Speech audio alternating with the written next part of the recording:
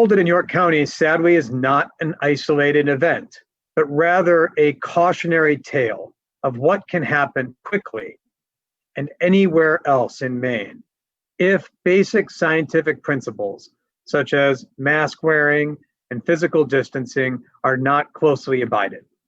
We'll be talking a bit more in a moment about some of the other epidemiological shifts that we've detected and have put a spotlight on as they relate to Maine.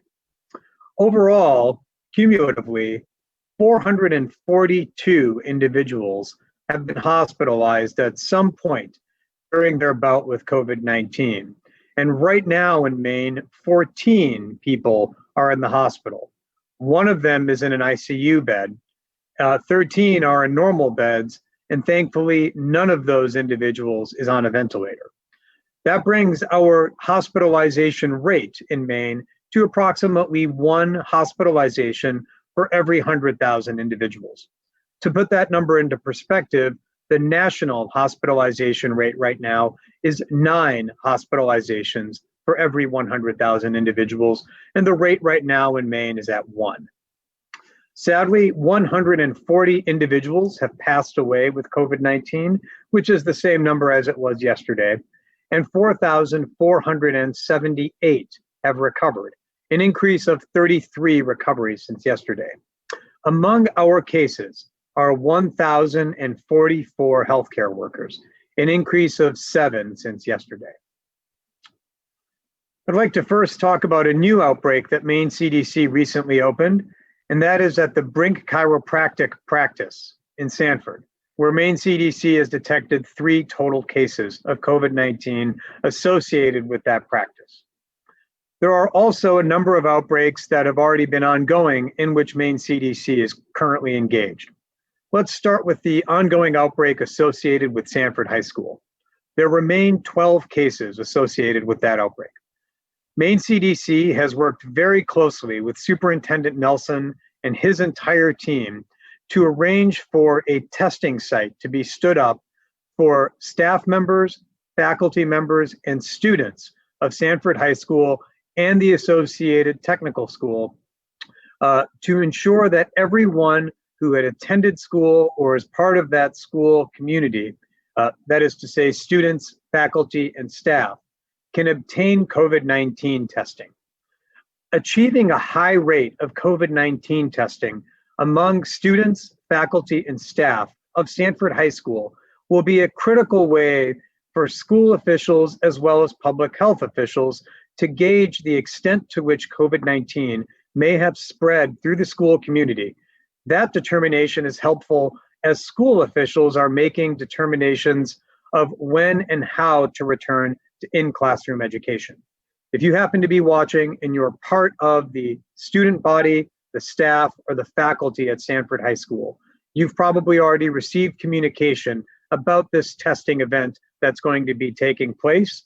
I strongly urge everyone, students, faculty, and staff alike, to take advantage of that testing opportunity to see whether if you've contracted COVID-19, both for your own personal health, as well as the health of those around you, as well as to help inform decisions about when and how to come back to school in classroom in different ways. The next outbreak I'd like to provide an update on is that at the ND paper mill in Rumford, where there are now a total of 23 cases, an increase of 2 cases since yesterday. ND paper is starting its next round of universal testing. Last round, they tested approximately 700 individuals, and they hope to test approximately the same number of folks this time around.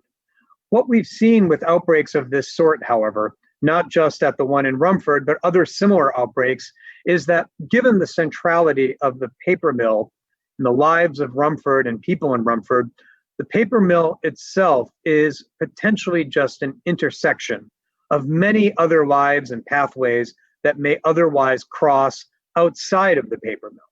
All of that is to say, one of the central epidemiological questions that we are looking at is whether the paper mill itself was the site of transmission or just the place in which the transmission happened to be detected. I'd like to take a second to thank all the officials at ND Paper for their assistance in working with Maine CDC to set up these testing sites.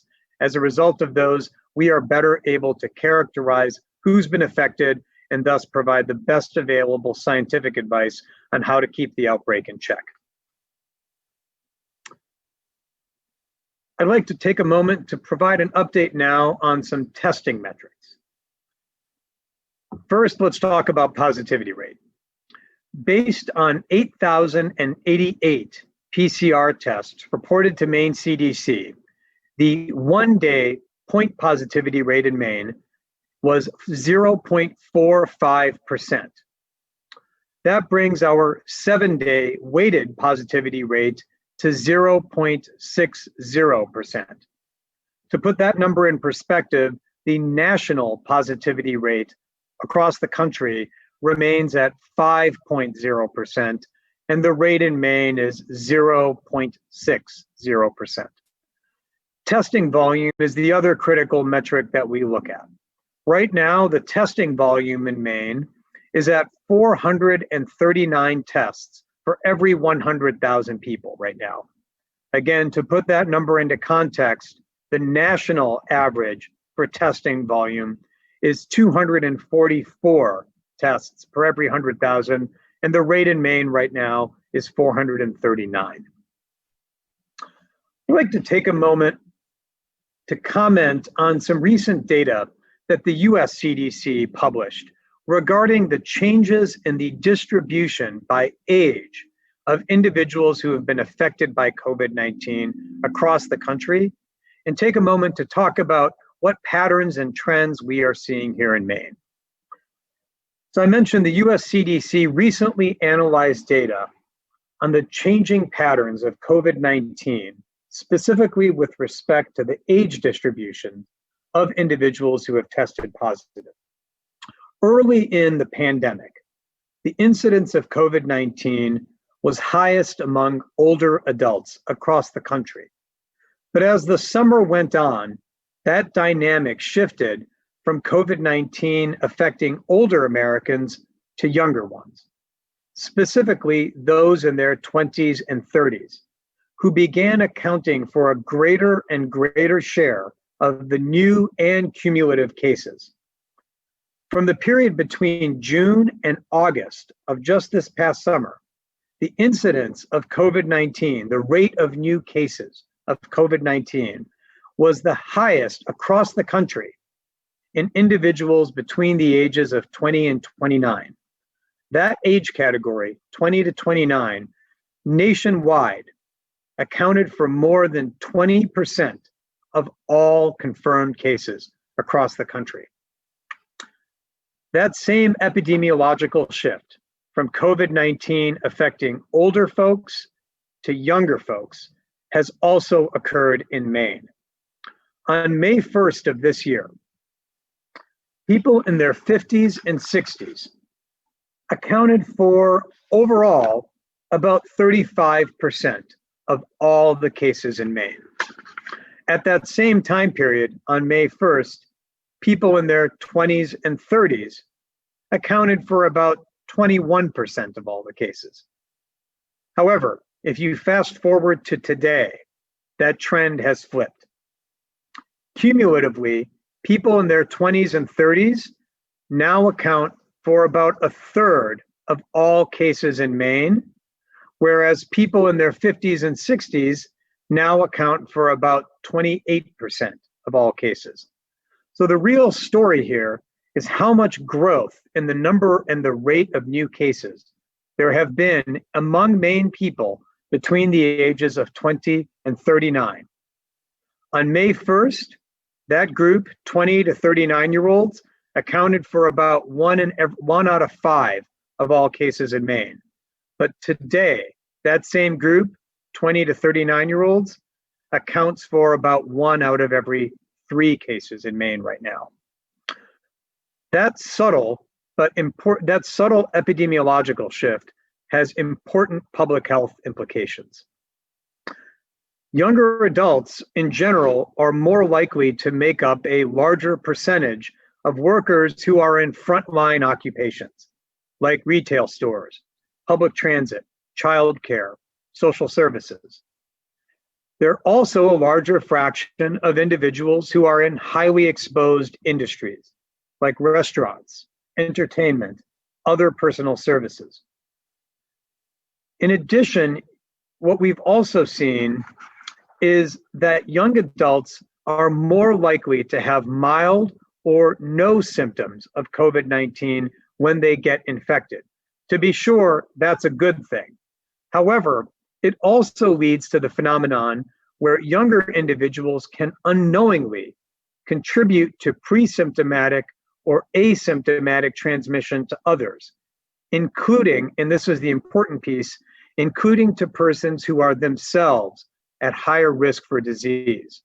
One of the concerns that was raised in the US CDC's analysis was that when they looked at the increases of COVID-19, specifically in southern states, they found that an increase of COVID-19 among younger individuals preceded a similar increase among older individuals several days after.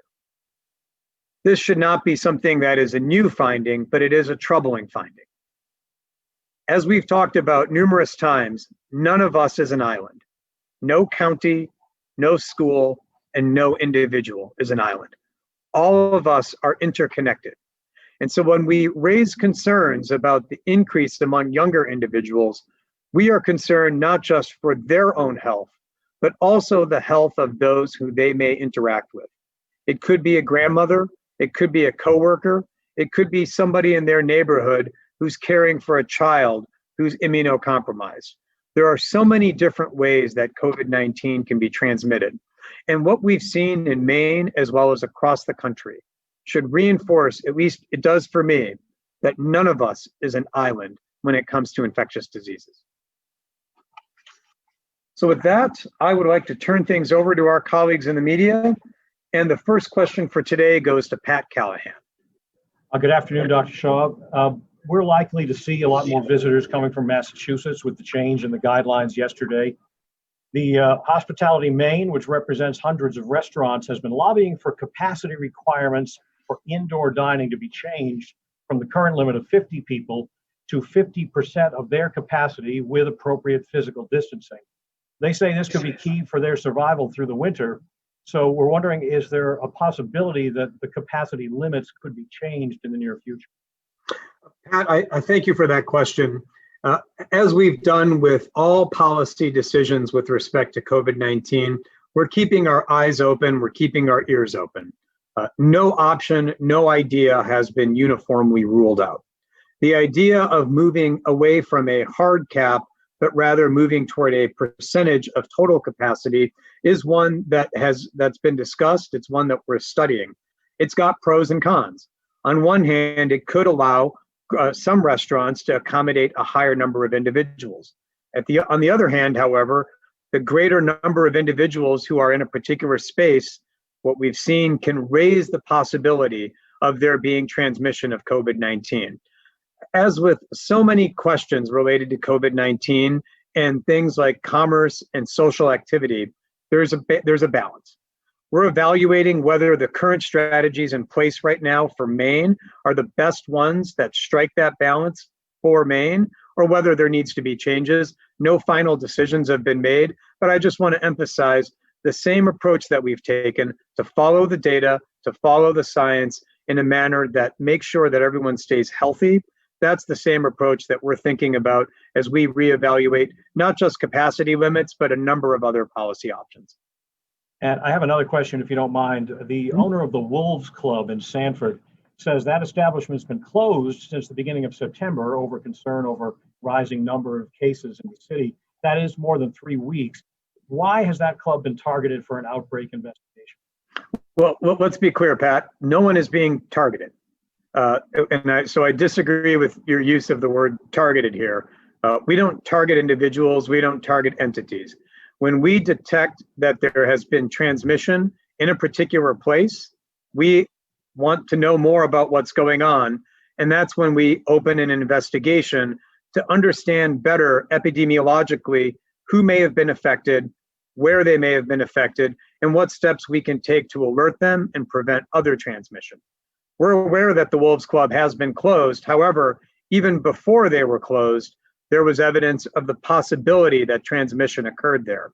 So even though it's great that they took the step to be closed, we still have an independent obligation to investigate whether and to what extent there may have been ongoing transmission before that time. So this is not about targeting anybody. It's about following the science to make sure we understand what's going on so that we can alert individuals and keep others safe. Thank you, Dr. Shah. I'm going to turn now to Allison Ross at WMTW.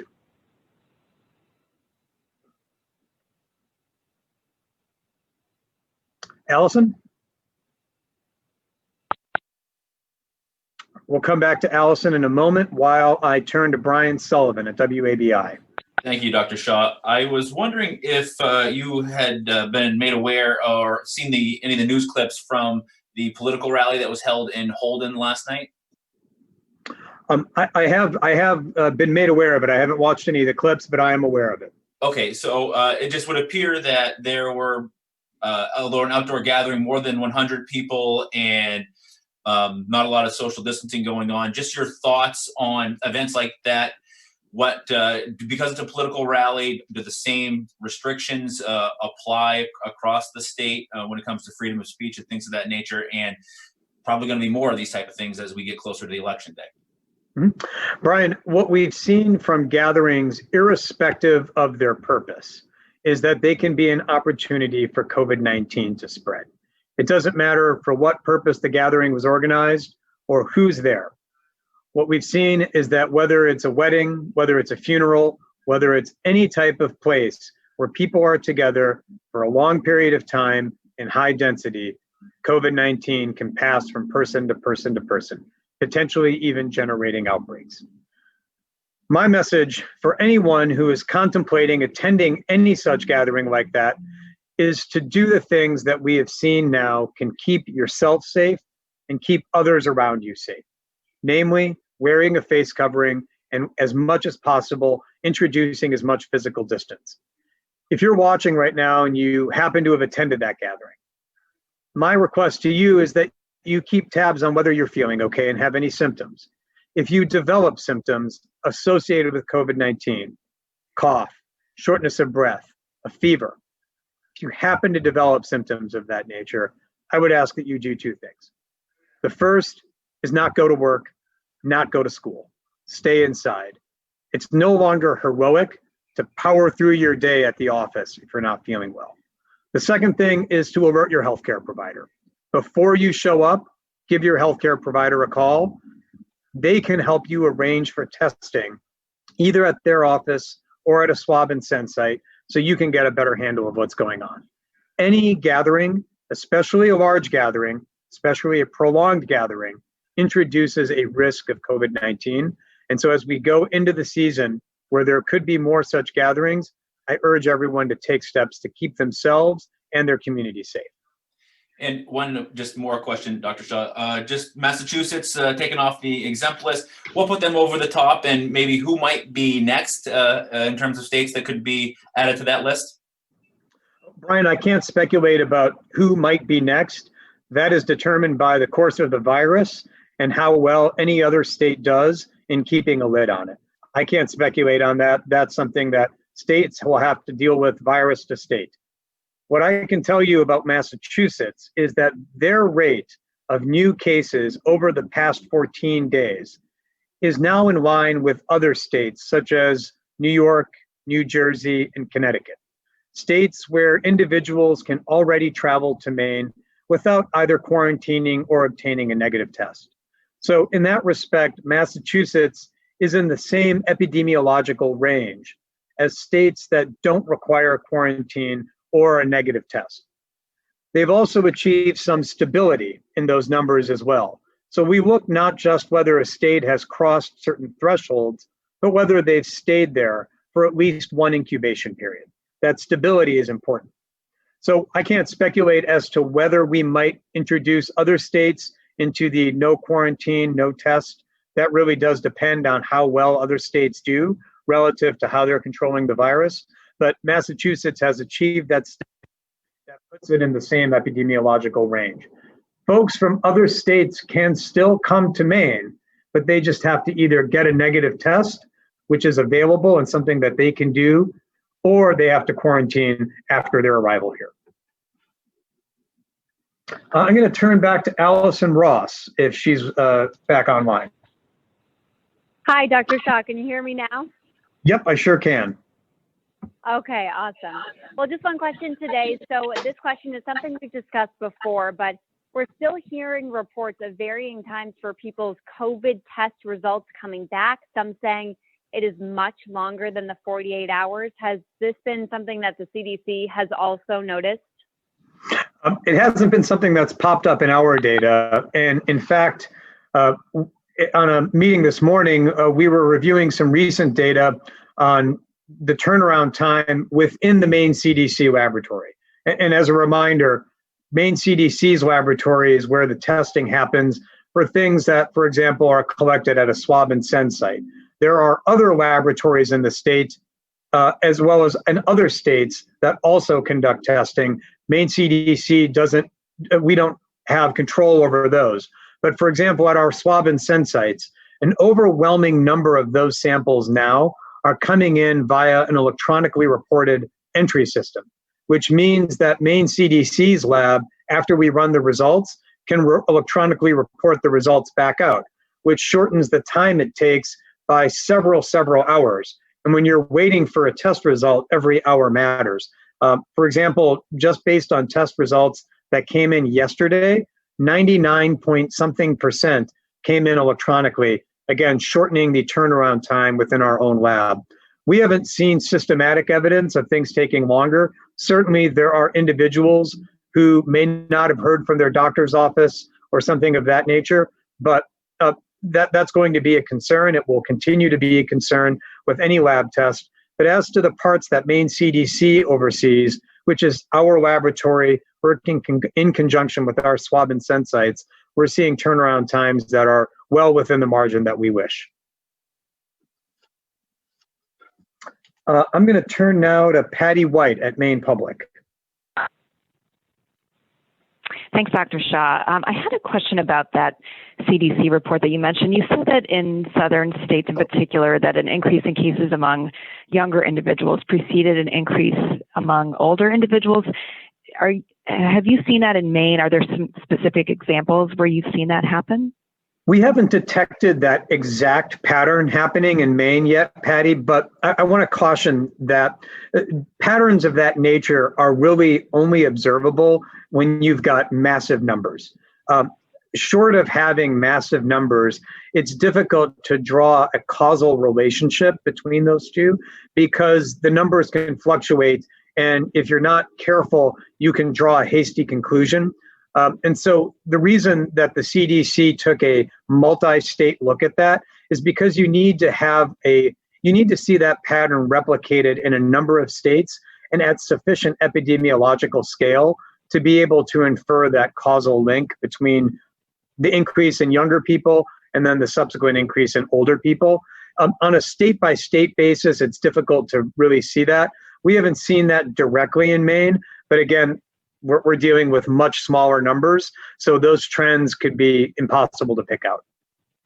So I'm sorry, I don't want to belabor this more. It could absolutely be happening in Maine. It would make entire logical sense for that trend to be happening in Maine, but the numbers in Maine are thankfully small, and so detecting it may not be something that's readily apparent, even though based on everything we know about epidemiology and infectious diseases, it's likely happening, but thankfully our numbers are small and it could be shrouded by those small numbers. Got it. And can you also remind us how many outbreaks there are currently in York County? And I'm wondering if, you mentioned on Tuesday that in Sanford in particular, COVID has touched every aspect of life, workplaces, schools, church, and things like that. Do you have a sense of how transmission is happening primarily at this point? Sure. Patty, we'll get you the updated list of all of the open outbreaks in York County in just a bit.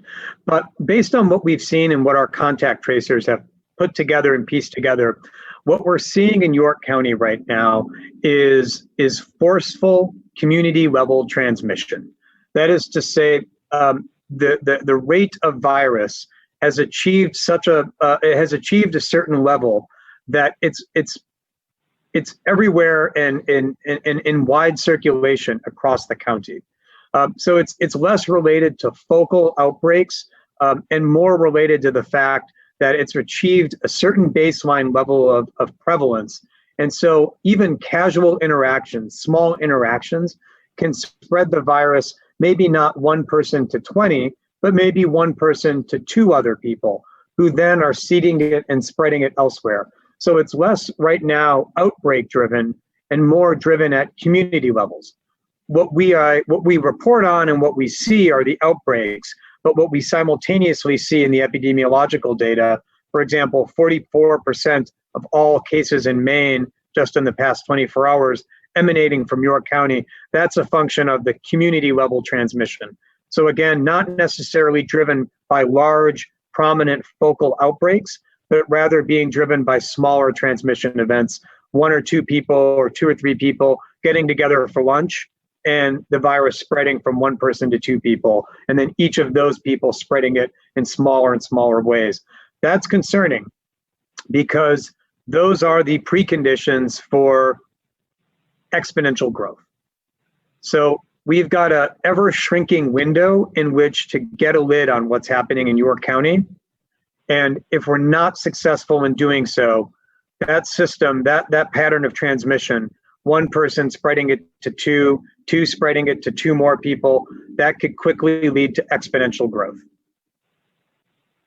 Thank you. I'm going to turn next to Evan Popp at the Maine Beacon.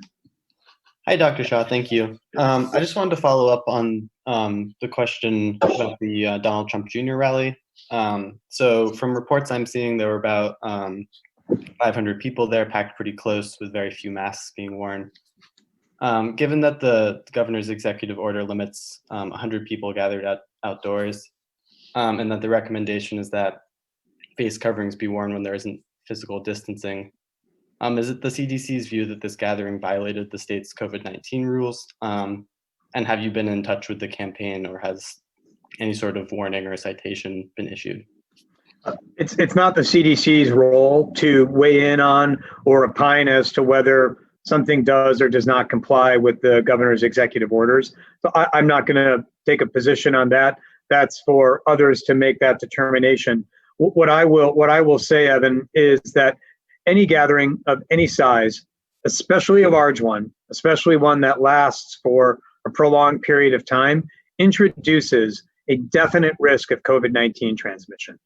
We've seen this play out across the country as well as in our own state. While I know that there are questions around what comes next, our focus right now at the Maine CDC is protecting the public health, which we do right now by alerting anyone who might be planning to attend such a gathering to do what's best to stay safe, and then letting anyone know who attended that gathering to be on the lookout for symptoms that might be consistent with COVID-19 so they can be in touch with their healthcare provider. Right now, our main focus is on keeping folks safe. That's where public health jumps into action. And who would be making that determination? Would it be the State Department of Health? Is that who would kind of be jumping on that? I think there are others out there. I think it's not just one particular organization.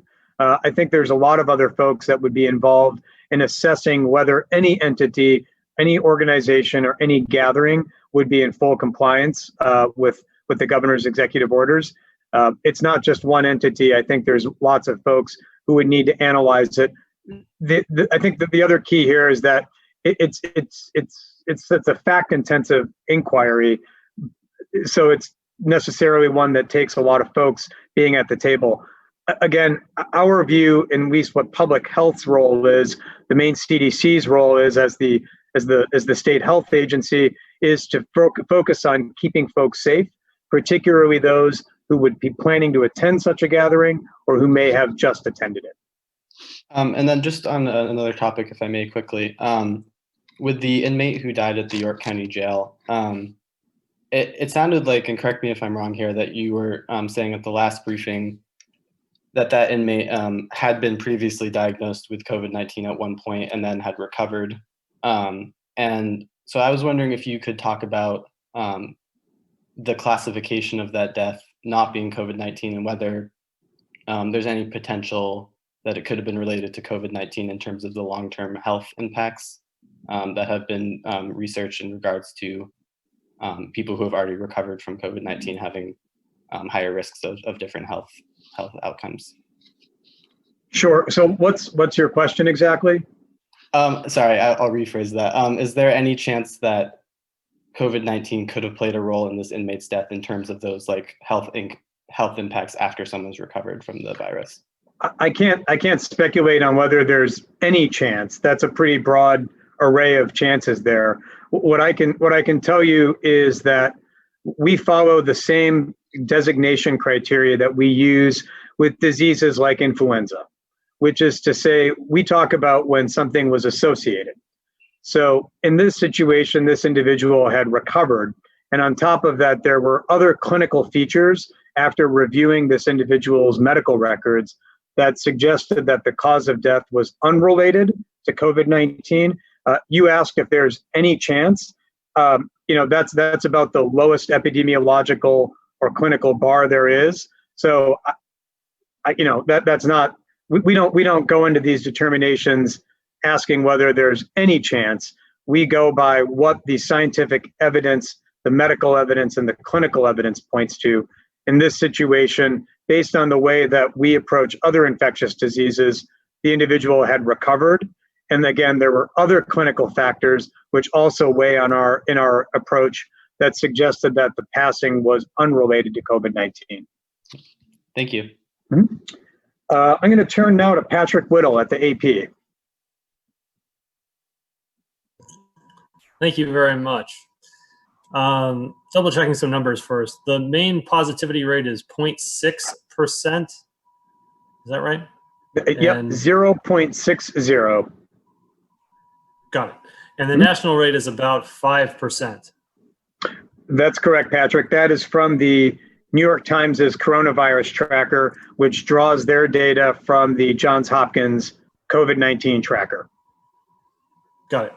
Mm-hmm. So, wondering if we can get any kind of an update on the current scope of the Northern Maine wedding outbreak.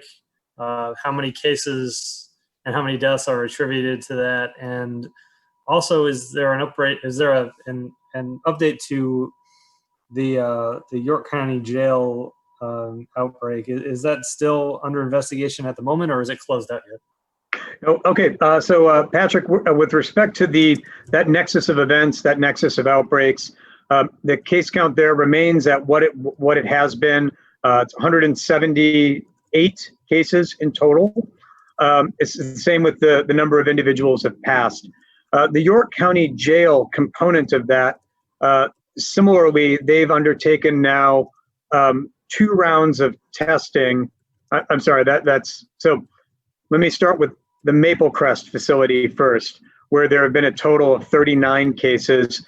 They've now undertaken 2 rounds of testing without detecting any new cases. That's a positive sign. Similarly, with the York County Jail, they've undertaken rounds of testing. They did, I think, detect 1 additional case approximately 1 week ago. And we'll get you the exact dates on which these new data came out. Both the Maple Crest as well as the York County Jail are still in their active outbreak designation, however. Generally speaking, not always, but generally, we start looking to close an outbreak 2 incubation periods after the last detected case. So about 28 days after the last case, provided there are no new cases, that's when we start talking about closing the outbreak. And that's not unique to COVID. That's just a function of infectious diseases. So both the York County Jail as well as the Maple Crest facility are still in and are considered to be under investigation right now. Okay, great. And I guess, Patrick, when I talk about investigation, really what I'm referring to there is a regular cadence of calls with Maine CDC epidemiologists, medical officers, laboratorians, logistics experts, PPE experts, infection control experts. We have a regular series of calls with facilities, organizations that are under outbreaks investigation. And our investigation is designed to figure out what's going on, better characterize it, respond to resource requests they may have, things of that nature. So that's just a little bit more about what an investigation entails. Is it reasonable? Are we close to potentially closing either of those, or are we still in more like what looks like the middle? It's difficult to say, Patrick. It all depends on whether new cases are detected. If either institution detects a new case, then their clock resets. So impossible to know. We've seen instances of outbreaks where they're down to day 25, 26, and they have a new case, and that resets the clock. Right. One final thing. Has the outbreak at Calvary Baptist Church in Sanford, has that been definitively linked to the Millinocket outbreak, or are we not there yet? It is strongly suspected. It is our leading hypothesis, but there are a number of criteria that we want to satisfy as a scientific matter before we definitively link two sets of outbreaks. Some of them have been satisfied as to the Calvary Baptist Church. That is to say, individuals who attended the August 7th wedding happened to be congregants of that church. We also know that they were at the church. So it would seem as if on first gloss that we're there, but there's a critical piece that we don't have full clarity into, which is, were individuals associated in a way that makes sense based on their symptoms? And this is data that is difficult to gather in any situation. And so that's the one piece of data that we haven't gotten complete scientific clarity on. That is to say, does the timing of events line up? So for example, as it relates to the jail and the wedding, we have clarity that before the August 7th wedding, there were no individuals who were symptomatic at the jail.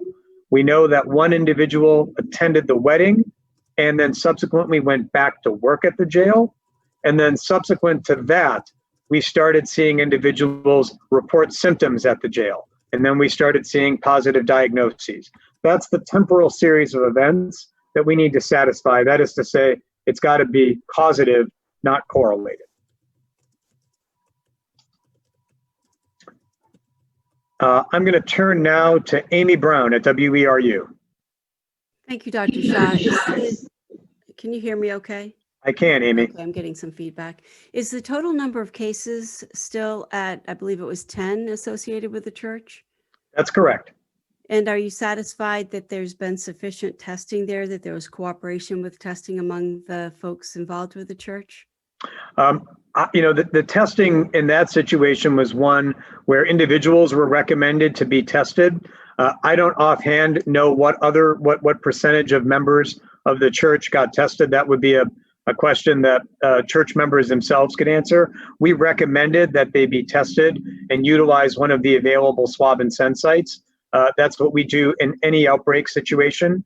And so I don't know offhand what percentage of individuals availed themselves of that testing. We do know that some testing happened because we initially knew of 5 cases, and we detected a subsequent set of 5 cases because individuals did get tested. So we do know that some testing happened. Your question is, are we satisfied? Offhand, I don't know exactly what percentage of individuals subsequently availed themselves, but we do know that it happened, and that helped us better characterize what was happening. But like with the other places where you're going to close an outbreak after 28 days or so of no new positive tests, it doesn't sound like this one's being handled exactly that way, with additional rounds of tests and being able to determine when the outbreak is over. So, sorry, could you tell me exactly what you mean? With the other outbreaks, some of the other situations, you've been able to do additional rounds of testing to determine when the outbreak is over, when there hasn't been a new case for a period of about 28 days, as you were just describing. it doesn't sound like additional rounds of systemized testing are happening in this situation. Is that correct? No, we're recommending that individuals associated with the church be tested. We can associate those results with the church through our lab information system. So we use the same criteria to close out an outbreak. That is to say, whether there are new cases that are associated with it. So we use the same set of criteria, whether it's a jail, whether it's a nursing facility, whether it's a church. But with a nursing facility, you'd be following up on whether or not they are following through on the testing. In this particular situation, if you don't see any numbers, that could either mean nobody else is tested positive. That means nobody else is tested positive. That doesn't mean nobody else is. It just means that in this case, it's more voluntary and more on their end to continue doing the additional rounds of testing so it can be eventually declared closed. Right. So nursing homes are different. They are highly regulated entities where the federal government requires certain measures to be taken, periodic testing of staff, things of that nature. So they are highly regulated healthcare entities. There is not a federal regulation system that covers other entities of that nature. Right. Okay. So, but we apply the same criteria with respect to our epidemiological investigation for any other type of facility. The epidemiology doesn't change no matter the type of facility. Okay. And my other question is the CDC, Maine CDC, satisfied with whatever steps the Department of Corrections is taking, that they're taking sufficient measures to make sure that we don't see another jail outbreak somewhere in the state? Are we satisfied with the Department of Corrections? With any steps that they are taking under your recommendation? Obviously, they weren't following the recommendations prior to the York County Jail outbreak. Sorry, no, hold on, Amy. The Department of Corrections or the York County Jail? I mean, across the state, with the jails across the state, are you satisfied that enough steps are being taken to protect the staff and the inmates at the jails across the state? Just to be clear, the Department of Corrections does not operate the York County Jail. And we work very, very closely with the Department of Corrections on all matters related to the operation of screening, testing, and management of COVID-19 in correctional facilities across the state. The Department of Corrections would be better able to talk about their interactions with the jail from a correction standpoint, but we work very closely with the Department of Corrections. I speak with one of their deputy commissioners literally every morning to check in on how things are going from a correction/public health perspective. So I've been very, very pleased with the level of cooperation and joint effort and shared effort that we've had with the Department of Corrections. Okay, that was my question. Thank you. I'm going to turn now to Dustin at New England Cable News. Hi, Dr. Shah. The first question, jumping back to the Massachusetts issue, what more can you say in detail about how this decision was arrived at yesterday, and specifically how yesterday was the day? Well, Dustin, let's first start. I'm going to first start by getting away from the idea that there was the day. These decisions are made based on what the data tell us, not because of a particular date on the calendar. As I mentioned a moment ago, we look for different factors, one of which is, has a state started to get into the same ballpark, the same range as other states have? In this case, Massachusetts started that process about 2 weeks ago. But we don't look to whether they've just gotten their foot in the door. We want to see whether they're fully in the room. And in that case, we wanted to see stability in their data to make sure that what we were seeing 2 weeks ago wasn't a momentary blip. So as we continued to review the data several times per week, we started seeing that stability emerge. When we took a look at the 14-day mark, that is to say one full incubation period, we saw that the stability had been in place for a full incubation period. That tells us that the place that they've arrived at, again, is not a quirk, it's not a random finding, but really does signify that they've made epidemiological progress. So that was, in addition to seeing them achieve certain thresholds, that stability is the other piece that we really wanted to see as well. Other states like New Mexico and Colorado floated on Massachusetts' low-risk state list. I know you sort of addressed that earlier. For any states aspiring to be on Maine's list of states without the quarantine or test requirement, is there a specific rate that they should be looking for? It's not a specific rate. In general, our principle has been to look for states that are in that same epidemiological ballpark as is Maine. And now, really, as is much of the Northeast, except for Rhode Island, who is not quite yet in that ballpark. And so it's really about whether they are in the same, have that same set of epidemiological criteria. The two that we particularly focus on, not exclusively, to be clear, but that we really do look at are the positivity rate, as well as the number of new cases adjusted for population over the last 14 days. There are other factors that we take into account. For example, the presence of really large outbreak, the nature of who might be traveling, things of that nature. So we take into account those other factors, those other prudential factors. But really, from an epi perspective, we look at what is their testing showing, which gives us a sense of how much testing they're doing, and then how many people are coming up as positive as a result of that. We've talked about and continue to talk about other states as well. Certainly other states in the Northeast.